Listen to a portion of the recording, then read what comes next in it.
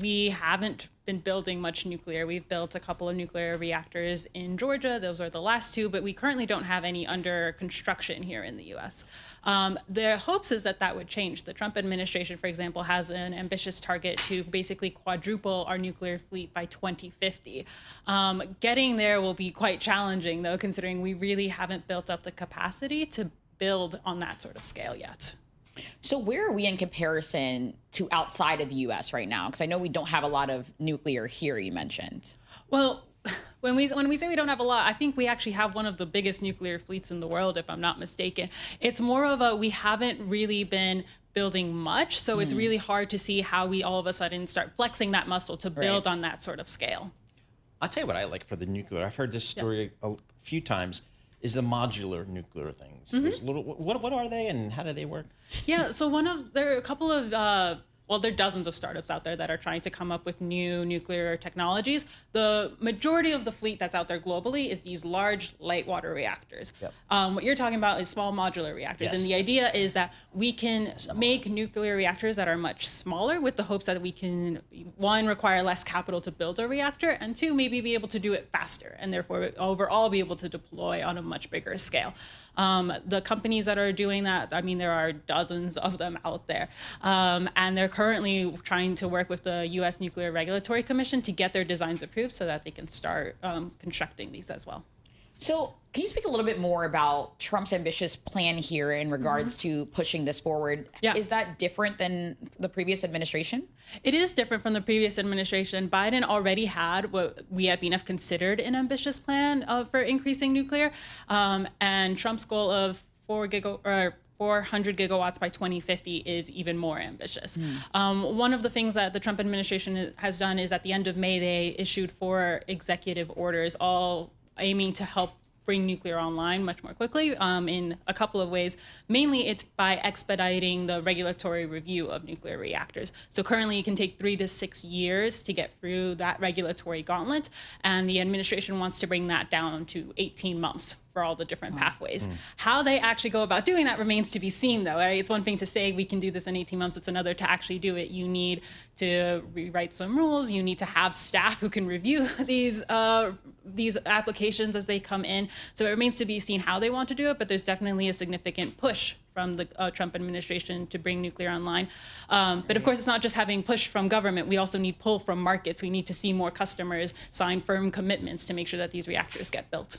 So when a Microsoft says they're going to spend $1 gajillion on data centers, is any of that allocated to powering these data centers? Or are they relying upon the utilities and the existing grid and all that kind of stuff? No, we've seen not big tech companies, so Microsoft, Google, Amazon, Meta, all announce partnerships with different nuclear companies in order to have power for all of these data centers. And it's not just them, it's also lots of data center providers, so names that we often don't know, but they're the ones who build data centers that other companies use. Together, they've been announcing something like 32 gigawatts of nuclear that they want to bring in here in the US. For context, 32 gigawatts in the US for just data centers, supposedly. In the world currently, we have 65 gigawatts of nuclear reactors under construction. So they're talking about building a lot.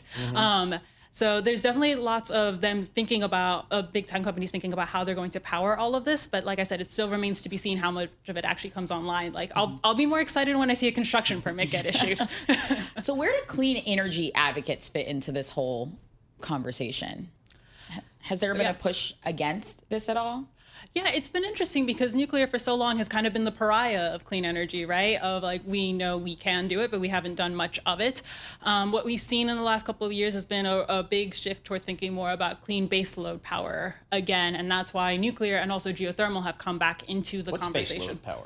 Baseload power is basically, think of it as like round-the-clock power. Okay. So unlike solar and wind, which are inherently intermittent, this is stuff where like we know we can run it as long as we want to run it, right? Like you take it down for maintenance or something like that, but otherwise it can run constantly. Interesting. So is nuclear considered a reliable, from that perspective, a reliable source of energy? Yes, correct. Because it runs constantly, basically. And where's like Nora's suggesting, has there been any, I haven't heard any pushback from the anti-nuke people out there. Are they just kind of capitulating that we're going to need all kinds of energy going forward, or? I mean, I I don't know about that. I think maybe it's a little harder to, I don't know, be against something when we're like I said, we're still in the announcement stage. We have a lot more work to do before we get to seeing what actually comes online, when plans get built, and all of that. I mean, are there also just concerns when we think about nuclear waste? You know, I think that when you think about a lot of people pushing back, especially on some of the bills that President Donald Trump is trying to push and whatnot, how does that kind of come into play, especially as you think about that against this ambitious plan? Yeah, so nuclear waste is honestly not something that I've spent too much time thinking about. More than anything, like I said, we are still here focused on, like, can we even build it? Can we build it cheaply? Like, one of the things that we saw with the 2 plants that we've most recently built in Georgia was that they came in significantly over budget. If we want to build more nuclear in the US, like, one of the big things we're going to need to do is bring those costs down.